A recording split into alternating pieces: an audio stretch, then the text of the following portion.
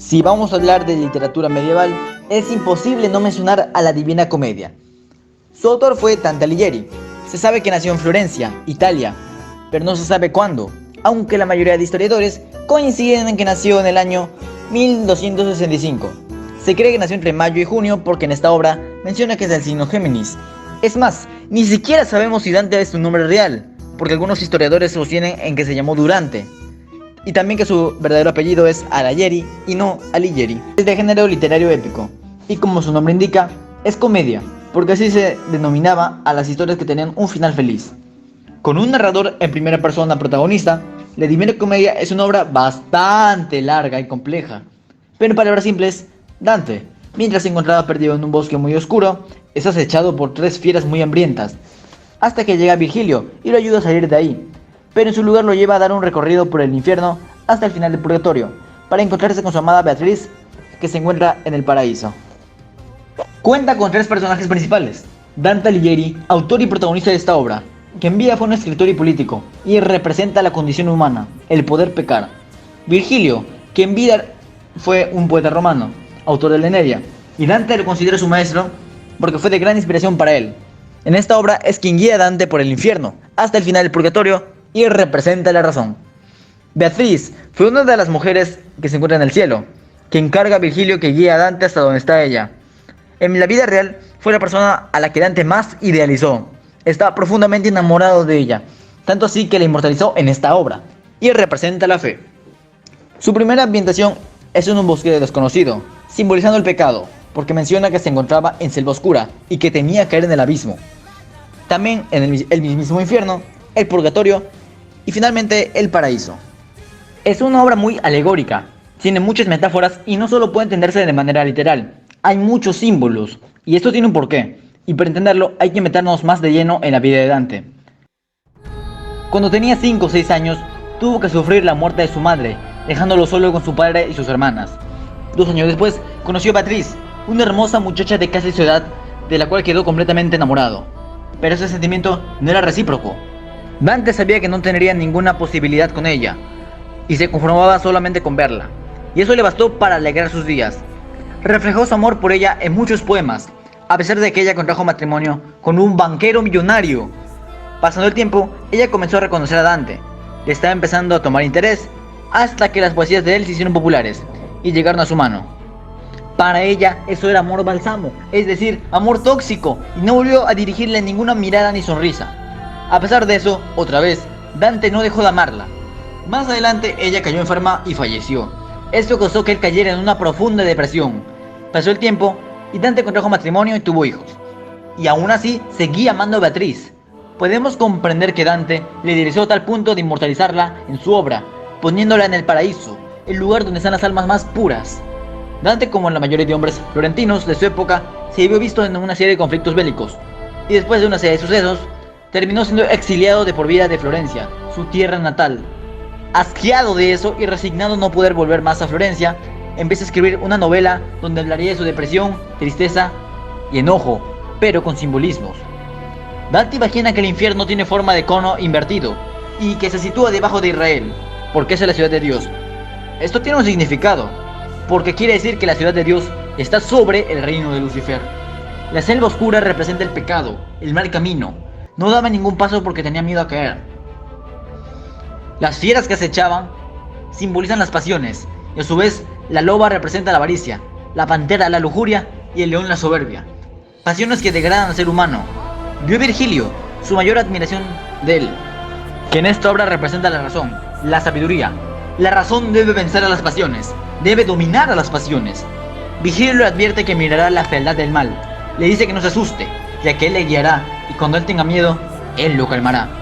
Esto significa que debemos confiar en nuestra razón, en nuestro conocimiento.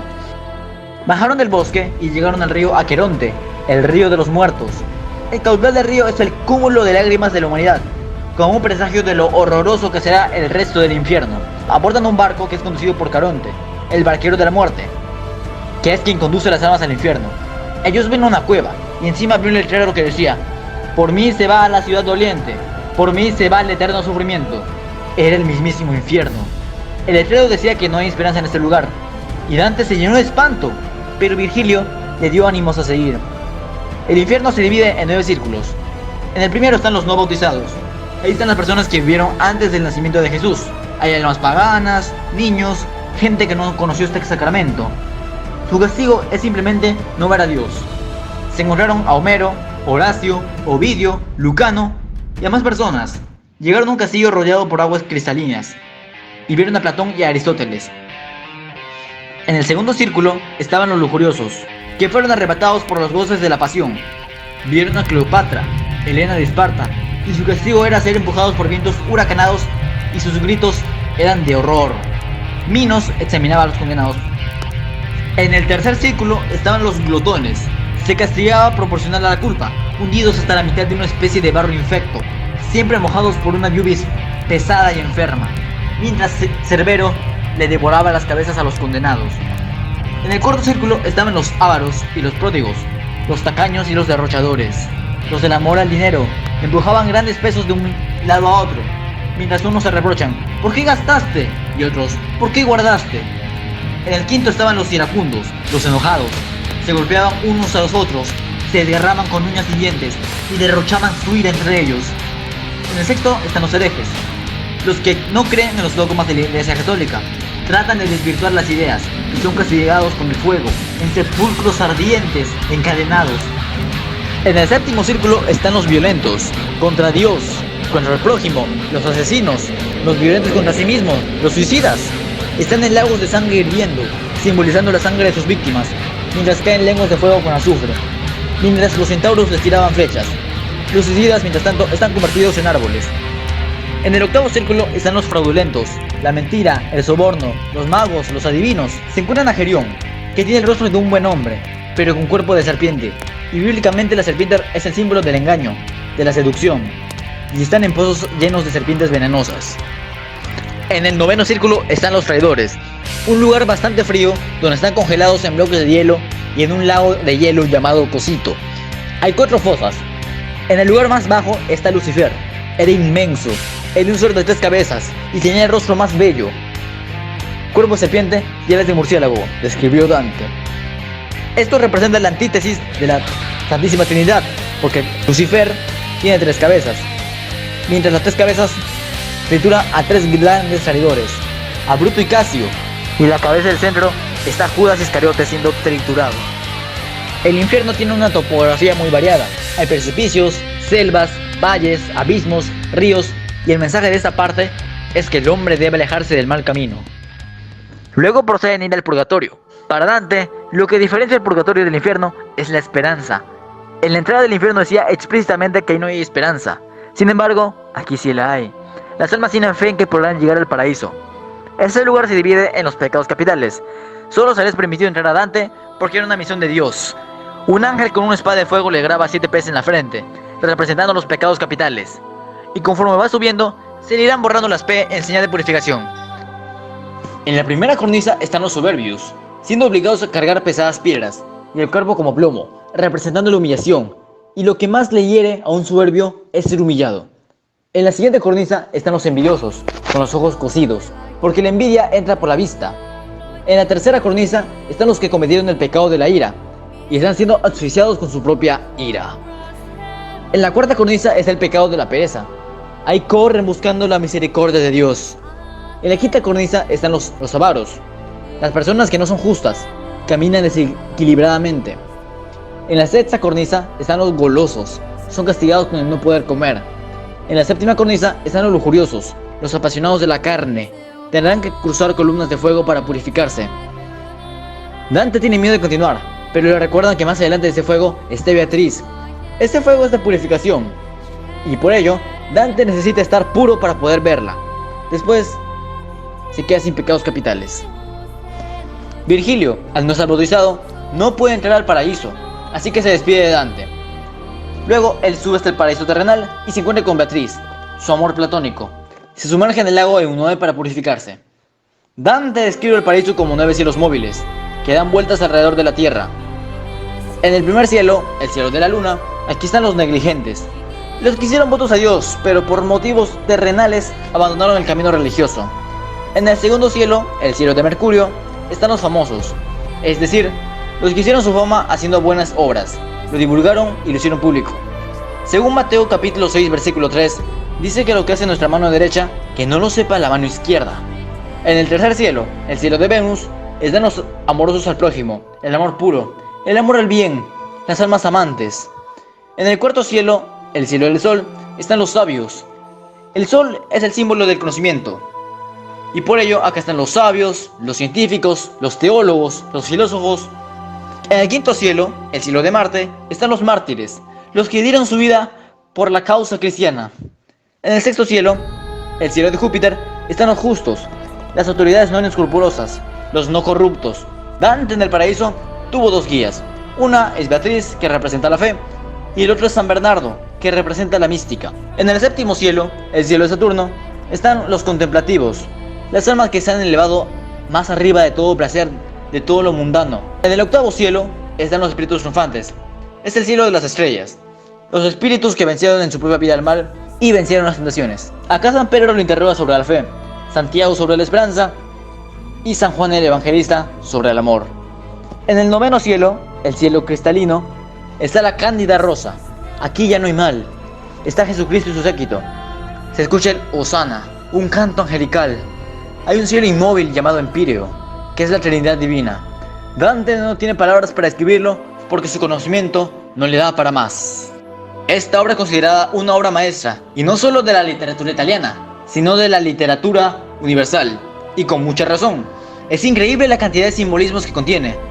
Uno de los más evidentes es que escribió esta obra en torno al simbolismo del número 3, porque hay 3 lugares, 3 protagonistas, 3 partes, 33 cantos y 3 versos por estrofa, haciendo referencia a la Divina Trinidad. Además, cada verso está ordenado en versos en decasílabos, es decir, compuestos por 11 sílabas. Podemos notar que esta obra representó una transición entre la literatura medieval y la literatura renacencista, por su amor por la cultura clásica y sus doctrinas de la Iglesia Católica, y también porque incorpora una serie de personajes de la cultura clásica y a grandes filósofos. Este viaje se puede interpretar de muchas maneras, entre ellas como un viaje físico, en el que atraviesa todo ese recorrido para encontrarse con Beatriz, y otro que es un viaje de introspección, en el que lo realiza para purificar su alma. La verdad tiene muy bien merecida la calificación de obra maestra de la literatura italiana, y no es para menos, ya que Dante se demoró 15 años en escribir esta obra. Y como mencioné anteriormente, simplemente se llamó comedia, porque así se le denominaba a las obras que tenían un final feliz, además de que las tragedias eran escritas en latín. Años más tarde Boccaccio le añadió el adjetivo divina porque trata de temas no terrenales, y lo tradujo del toscano al italiano. Dante usó la ciencia de su época para escribir esta obra también, ya que tocó temas de astronomía, matemáticas, física. Además se deja entender que la Tierra es redonda. Como hemos podido analizar, Dante utilizó varios aspectos de su vida para poder escribir esta obra y representar lo que sentía. Pero ¿ustedes sabían que Dante perteneció a un grupo llamado los Fedeli d'Amore? Que utilizaban números, colores, mensajes ocultos, todo de forma críptica, y que tenían un amor platónico, casi como diosa a una mujer. Además, en lugar de describir a su físico, Dante describe su forma de estar vestida cuando ve a Beatriz, que puede significar un símbolo. Como sabemos, Virgilio fue una gran inspiración para Dante, lo cual nos lleva a pensar que Dante se pudo haber inspirado en su obra, la Eneida, para escribir la Divina Comedia, ya que en la Eneida hacen un viaje al inframundo. Interesante, ¿no? Después de haber analizado esta obra, según mi opinión, esta es una de las mejores obras que se pudieron haber escrito. Tiene bien merecido el nombre de obra maestra de la literatura universal. Es cierto de que su vocabulario es muy complejo y puede resultar muy cansado de leer por versos. Tiene un lenguaje muy difícil, pero realmente vale la pena. Es increíble cómo una obra ha trascendido tanto, de tal manera que sirvió de inspiración para autores románticos y para mucha música. Esta obra recopila gran parte de la ciencia de aquel entonces, la manera de pensar y cómo era la religión en aquella época. Aunque con mis conocimientos previos en religión, pude darme cuenta de una que otra falencia, como que se menciona que está dividido el infierno en 9 círculos, que luego está el purgatorio y al final el paraíso. Si bien podría ser así, según una cita bíblica, cuando sea el día final, ahí Dios va a separar a los buenos de los malos y los va a mandar al sitio donde pertenecen. Me di cuenta que también se puede interpretar que el viaje fue una evolución de sus emociones, porque como sabemos, Dante tuvo que sufrir depresión después de la muerte de Beatriz y de que fue exiliado de su tierra natal. Y en el viaje, las emociones de Dante varían. Al inicio se encuentra bastante asustado, pero conforme va pasando, su estado anímico va mejorando, cada vez hasta llegar al paraíso, en el que ya siente una paz y tranquilidad completa. Esta obra tiene un mensaje bastante bueno, que el hombre siempre debe ir por el buen camino. En definitiva, una obra maestra.